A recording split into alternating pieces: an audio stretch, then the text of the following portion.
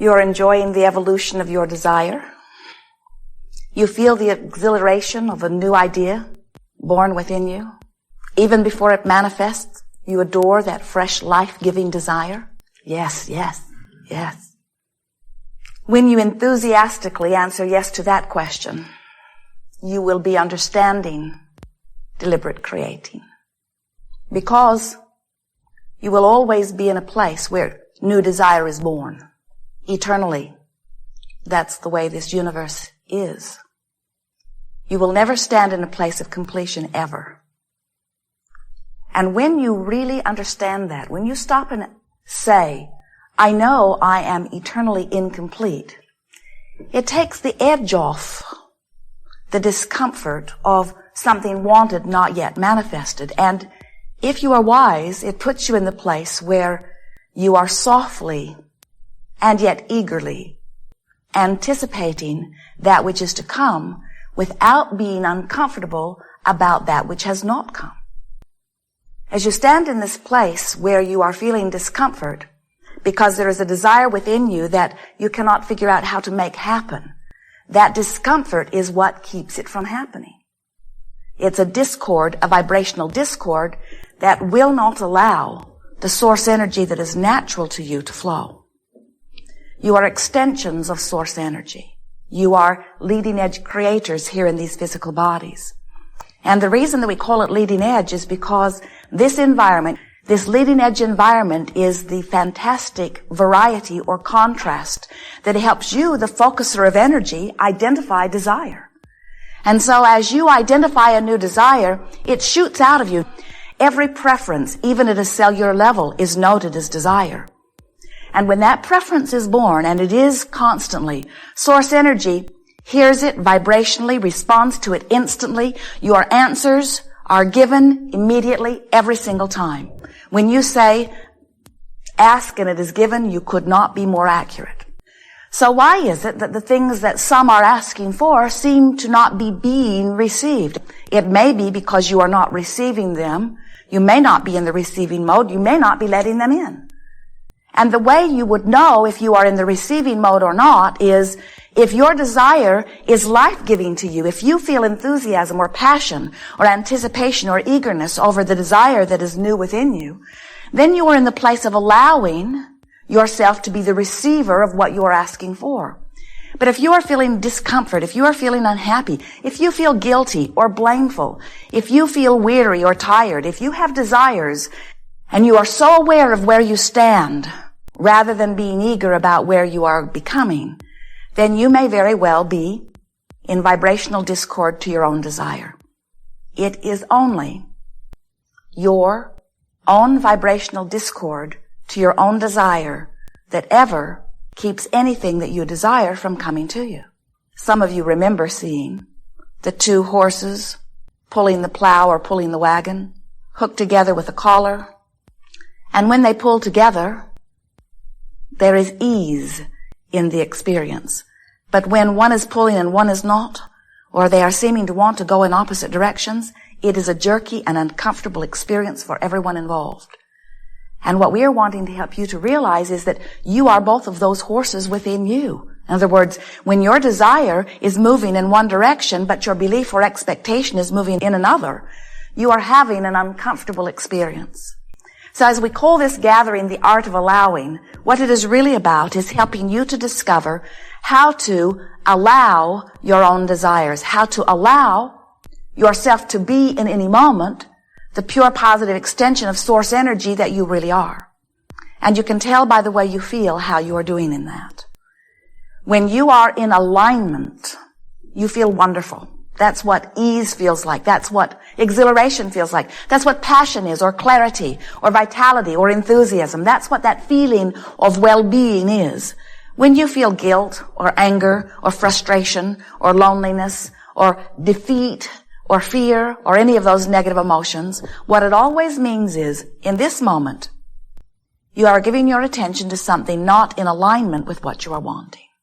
So, here you are in your physical experience, and what you give your attention to certainly affects your vibration, because as you give your attention to anything, you offer a vibration that matches it. But we notice that your vibration is not only about what you are observing in your now, that sometimes you are carrying over sort of habitual vibrations from before. You call those beliefs. We call it a continuing vibration. And some of those vibrations serve you very well. In other words, some of your expectations serve you. Most of them do, in fact. But there are some vibrations, some expectations, some ways of looking at life that you are holding that are not serving you. And you can tell which ones they are because when you are focused there, you feel negative emotion. As you have experiences, even at early ages, you learn patterns of thinking, patterns of approaching things. You literally pick up the way you respond to things from those around you, from what you hear, from teachers, from friends, certainly from your parents, from each other. And some of those patterns of thought, as you chug along with them now, cause you to be a vibrational match to what you want. But some of them do not. So what we are suggesting is that it would be extremely valuable to you if you were to begin to practice some exercises where you could choose what you want to be active within you, where you activate vibrations within you and practice them on a regular enough basis that you get this sort of momentum, vibrational momentum going so that it is less likely that you will stumble upon those old thoughts. When you go home, for example, and you see the familiar places and you hear the familiar words and you hear the familiar voices, it is a very normal thing for things that may not have been active within you for some time to become activated again. And we want you to not be fearful about anything that's activated within you because you certainly have the ability at any time to give your attention anywhere you want. We suggest a process that we are calling virtual reality. You may have used something similar to it under the name of creative visualization or using your imagination, for certainly it is all of that. But the game or process of virtual reality goes like this. You choose a place, some place that you feel are very good odds of you feeling good when you go there in your mind. So you pick a place, you pick a time of year, you pick a time of day, you begin to observe what's around, whether it is flowers or mountain streams or wildlife. You decide how you feel, or you observe from your feeling place inside your vision how it feels to be there. And articulate it if you can, or at least ponder it. You don't have to bring anyone else into your virtual reality, and sometimes it's better not to, but you get to decide. So bring someone with you, give them a good mood, acknowledge your good mood, speak a few brief words, and then leave your virtual reality. The process works best if it's about 30 seconds long. In other words, get in, feel good, get out. After a series of these virtual realities over a period of few days, what will begin to happen is you will begin, oh, it is so good. You will be the one who sets the tone within you. In other words, rather than letting something that happened when you were a child still be the reason for the dominant vibration within you, rather than letting the financial hardship of your parents still be the vibrational basis on which you are disallowing abundance into your experience, rather than allowing some abusive relationship of the past of setting the tone for what you let in or don't let in your experience, you decide here and now, you say, I'm going to set the tone of my own vibration.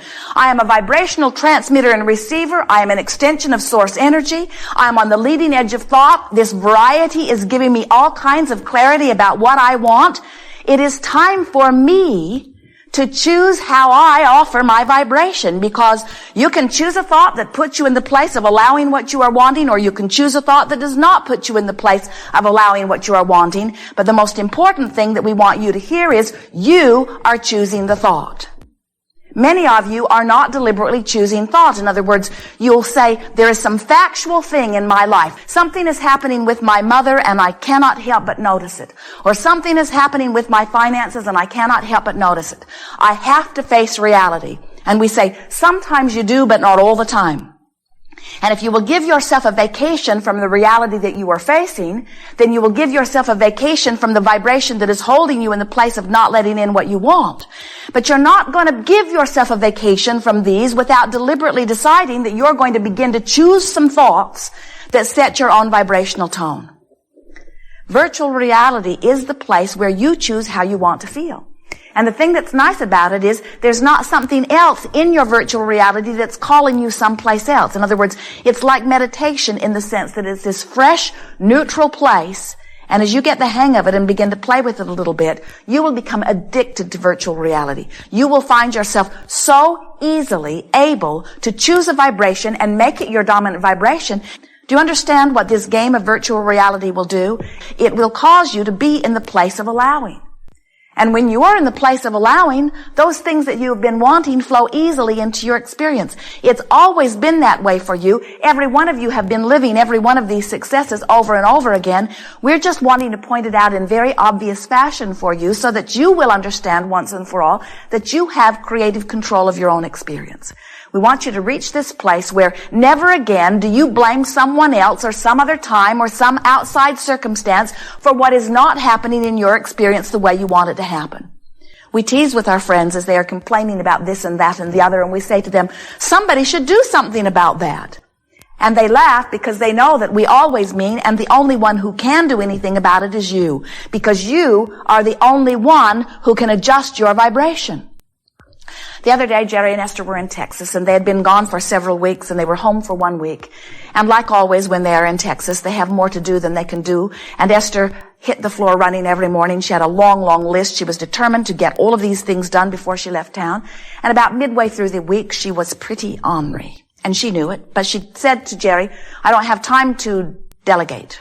And I don't have time to line up my energy. I don't have time to do any of the things I know I'm supposed to do. I've just got to make this week happen.